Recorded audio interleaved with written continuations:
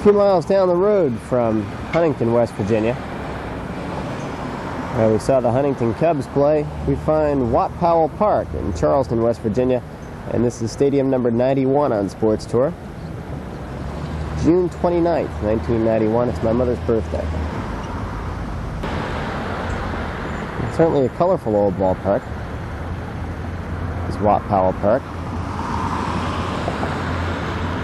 All in the green and blue colors of the Wheelers.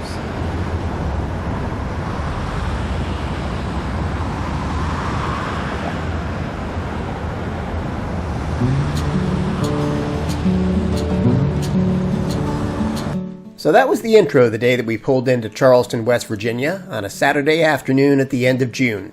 As I said on the video, it was my mom's birthday, and I recall calling her house in New Jersey from a payphone at our campsite, but that wasn't the only thing that had me thinking of the Northeast that day. Charleston felt like the end of one part of our journey and the beginning of another. For the better part of 2 months, we had toured the parks of the Southeast, and Charleston was the last of them in the venerable South Atlantic League, where the idea for the trip had been born. From here it would be on to 2 stops in Ohio, and then through Maryland and Pennsylvania, and then on into New England. For months, we had been hoping to at least be able to follow the ballparks back near our home, and at that point, we knew we would.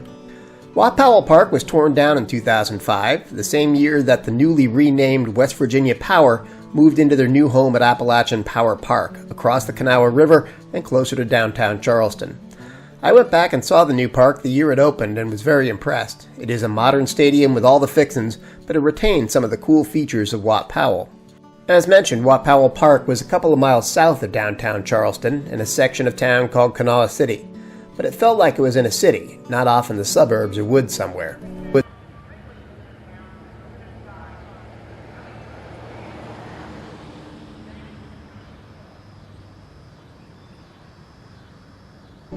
It was a good crowd that Saturday night, but Sue and I settled into some seats in the third base bleachers and were very comfortable.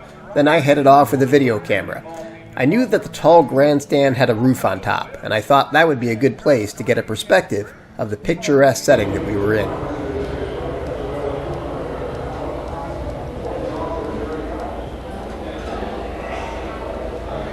That's the route up to the roof. It's kind of interesting. It's kind of a steep trip up there.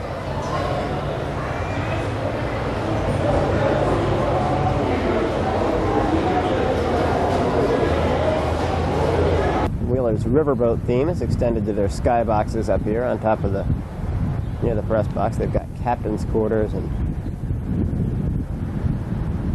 there's the press box.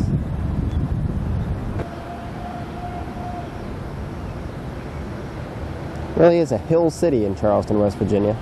A hill and an interstate city. There are 3 different interstates that all come together here, and that's a look at one of them over there. Couldn't tell you which one, but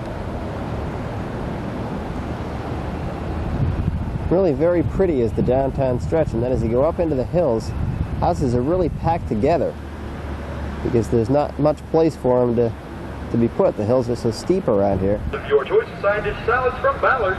If you have, and quite a view 004 from up here. 004 on page 43. If you're a lucky number winner tonight, take your program to the Wheeler Souvenir Stand. It's a picturesque ballpark is Powell Park, and apparently I believe it was the right field fence that was blown down by a hurricane at the start of the season. Peanut butter fanny pack. You need to go down.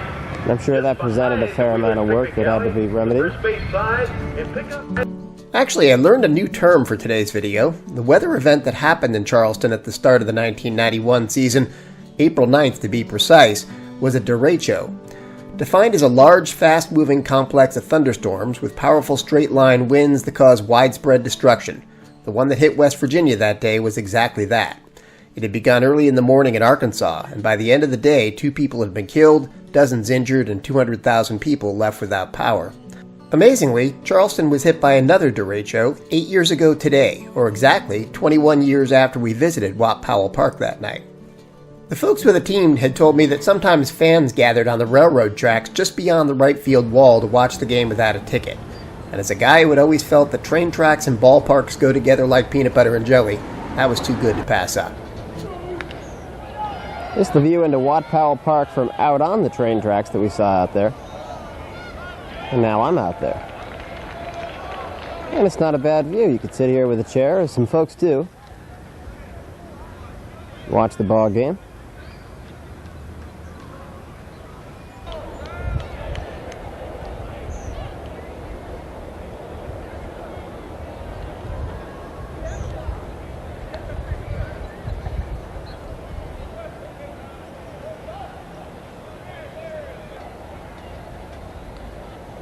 So we're told this is a small crowd tonight in the railroad seats in Charleston, but it gets bigger on some nights, I guess.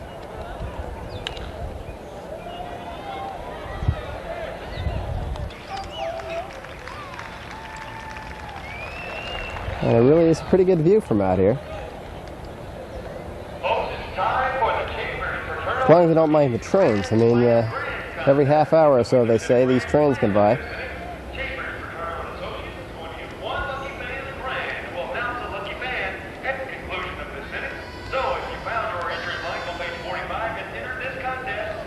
What's it like when the trains go by?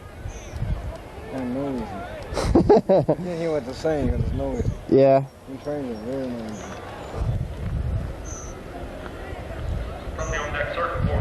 They get more people out here at some games? Yeah. Usually a crowd. Usually a bigger crowd out here?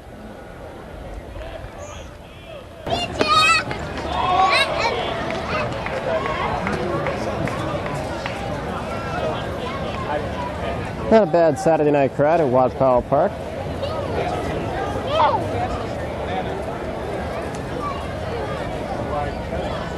Charleston Wheelers won the first half in the South Atlantic League's Northern Division by a couple of games over the team they're playing tonight, Greensboro Hornets. Unless we were going to another game that same night, Sue and I always stayed until the end of games. They were what we had come for, after all. Typically, there wasn't anything to do back at the campsite except get ready for another long drive the next day, so we always stayed until the end, sometimes very late. But on this night, we filmed this kind of amusing closing down in the picnic area, watch for the amazing way in which I suddenly disappear, and the game is still clearly going on. Well, what do you think, Suze? It's definitely one of my favorite parks. Yeah, Charleston has been a real interesting park. I love the train rides, trains out there in the background. And, yeah, that's great. And the hills. And it was interesting talking to those guys that sit out there.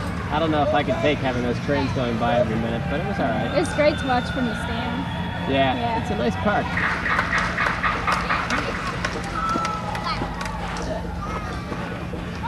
Yeah, that's better.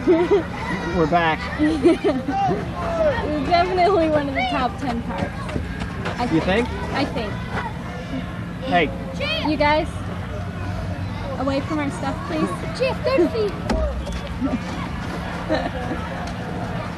So, We're drawing a crowd. yes, people are very interested in this. And so this is it. We're off our last game in West Virginia and off to our next park in Ohio. Ohio, a new state on the tour. State number 29. Ballpark number 92. Here we go. It not only was still going on, but we had reached the best part of the game, and so even after we had put the camera back in its case for the night, we got it back out, unfortunately without sound, as we continued to have problems with the mic. But the Wheelers, who had trailed 1-0 since the fourth inning, got a one-out single from Tommy Raffo, then a double that scored him from center fielder Chris Vasquez. Then, after a pair of walks, a sac fly by Darren Cox scored the game-winning run. It took 8 more years, but Cox, a catcher, finally got a shot in the majors with the 1999 Montreal Expos. He played in 15 games, getting 25 at-bats and collecting 6 hits, including 1 home run, his only big league homer. But the University of Oklahoma product, who had survived a life-threatening accident when he was a child, went on to become a minor league baseball manager for a while, and now runs his own coaching business today.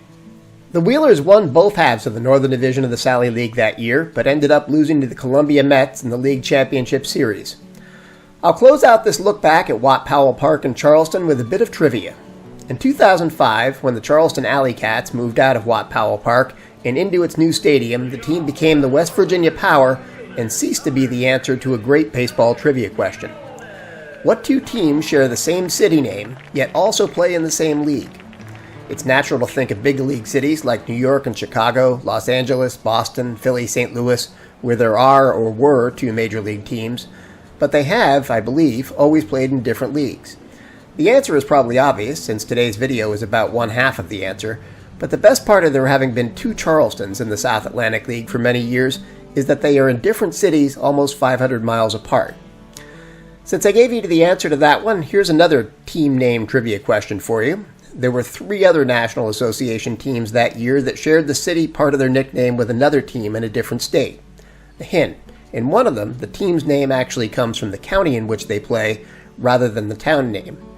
You can type in the answer in the comments below this video, and if you're right, you'll receive thousands of glamorous prizes, or at least a hearty well done on a future video.